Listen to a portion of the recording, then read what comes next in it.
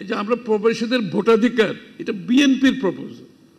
এই যে প্রবাসীদের ভোটাধিকারের প্রশ্নটা আসছে আমাদের প্রপোজাল। এটা আমরা প্রায় 7-8 বছর আগে প্রপোজাল দিয়েছি, আমার এখনো মনে আছে। আরপিও যখন আরপিও সংশোধনের জন্য চিঠি দিয়েছি, এই চিঠিটা এখন আমারও মনে, আমি শুদ্ধ বসে ড্রাফট করেছি এটা। এবং আমরাই প্রথমে বলেছি প্রবাসীদের ভোটাধিকার দিতে হবে। যাদের রেমিটেন্সের মাধ্যমে বাংলাদেশ অর্থনৈতিক যে অবস্থানে আছে, এই লোকগুলো ভোটাধিকার না থাকার কোনো কারণ নেই। এদের স্যাক্রিফাইসের মাধ্যমে আমরা বাংলাদেশের অর্থনীতি আজকে চলছে। সুতরাং তাদের ভোটাধিকার, তাদের যাওয়া আসার যে এয়ারপোর্টের বিষয়গুলো বলেছেন, এগুলো নিশ্চিত করতে হবে। বললে তো হবে না, আইন করলে হবে না, এটা বাস্তবায়ন করতে হবে।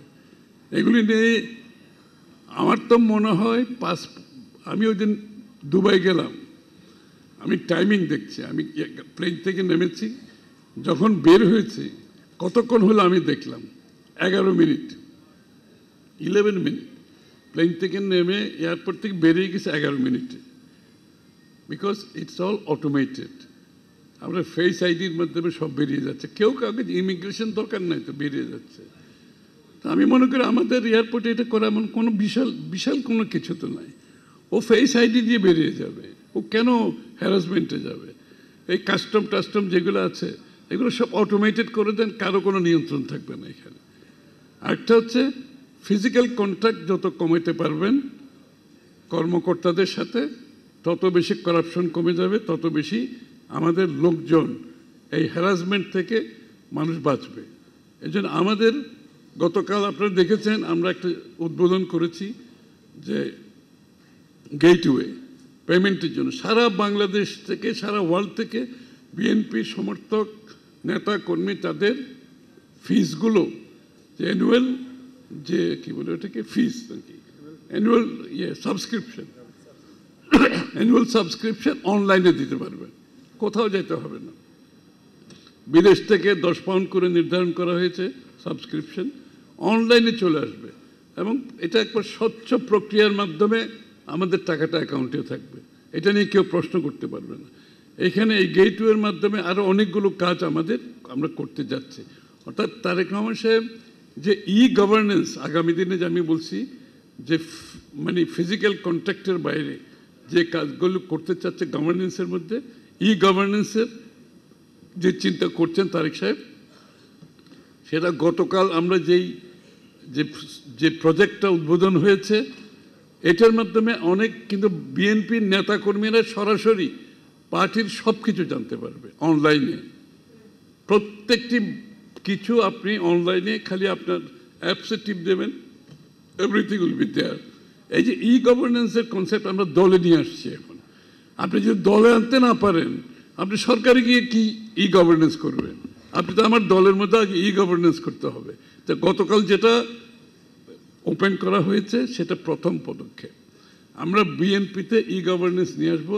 এইটা গভর্নেন্সের মধ্যে বিদেশে যারা থাকবে, প্রবাসীদের কথা আসছে তো, প্রবাসী যারা বিদেশে থাকবে তারা এই তাদের ফোন থেকে they should be able to do everything including the remittance. কোথাও যেতে হবে না, ওরা ওখানে ওদের সাথে কানেক্টেড থাকবে প্রোগ্রামের মধ্যে। যে যত টাকা পাঠাতে চায় অনলাইনে টাকা পাঠাবে, কোথাও যাওয়ার দরকার নেই।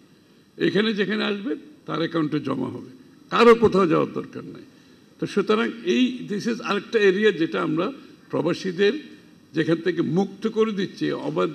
অযথা হয়রানি, করাপশন, দুর্নীতির মাধ্যমে যেটা তাদের জন্য সমস্যা হয়, এই লোকগুলোর, তারা যাতে এই সমস্যার মধ্যে না পড়ে। এবং তাদের যে আয়, কেউ বলছে তাদের যে আয়, সেই আয়টা সবচেয়ে ভালো জায়গায় আমাদের বিনিয়োগের ব্যবস্থা করতে হবে। এটা ঠিক, তাদের অনেক আয় ওয়েস্টেজ হচ্ছে, ওই অলংকার কিনছে, নাইলে জমি কিনছে, এই সব অনেক নষ্ট, বড় বড় বিল্ডিং করতেছে, কোনো প্রয়োজন নাই। কারণ ওরা তো থাকে বিদেশে, ওই যেটা প্রেস্টিজের জন্য একটা বড় বিল্ডিং করতে হবে। আমরা যদি মোটিভেট করি তাদের ইনকামটা প্রপারলি আমরা চ্যানেলাইজ করতে, সঠিক বিনিয়োগের মাধ্যমে তার যে রিটার্ন সে পাবে, তার জীবনযাত্রার মান পরিবর্তন হবে, তার ফ্যামিলির জীবনযাত্রার মান পরিবর্তন হবে। আমাদের হোল আইডিয়া হচ্ছে বাংলাদেশের প্রত্যেকটি পরিবারের জীবনযাত্রার মান আমাদের উন্নয়ন করতে হবে, তাদের লাইভলিহুড ইমপ্রুভমেন্ট আনতে হবে। তাদের আমরা কেন ফ্রি হেলথ কেয়ার দিচ্ছি?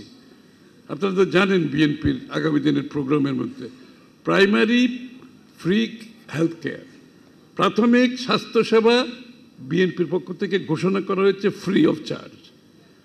তাহলে আপনি বলতে পারেন প্রাথমিক স্বাস্থ্যসেবা ফ্রি অফ চার্জ করে আমার কী লাভ আছে?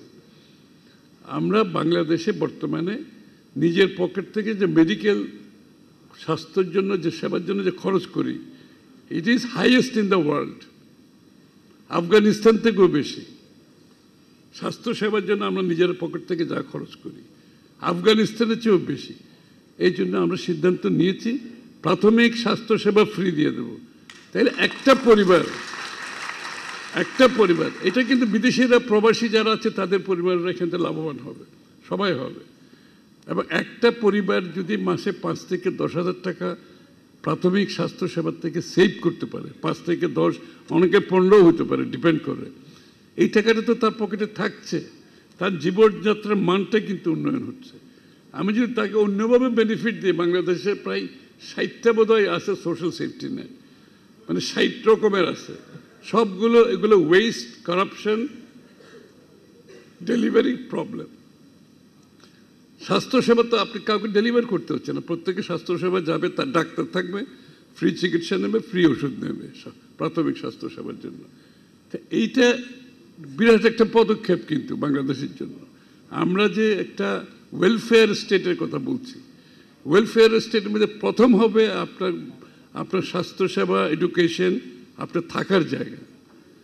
আমরা এগুলো এনশিওর করতে চাই আগামী দিনে। এই জন্য আমরা প্রোগ্রাম নিয়েছি, বাজেট। আমরা বড় বড় মেগা প্রজেক্ট করতে চাচ্ছি না। বড় বড় মেগা প্রজেক্টের আগে আপনার এই যে ডেমোগ্রাফিক ডিভিডেন্ড ইউ আন্ডারস্ট্যান্ড? জানো ডেমোগ্রাফিক ডিভিডেন্ড কি? এই একটা প্রশ্নের উত্তর দিচ্ছে না কেউ জানে না। আশ্চর্য।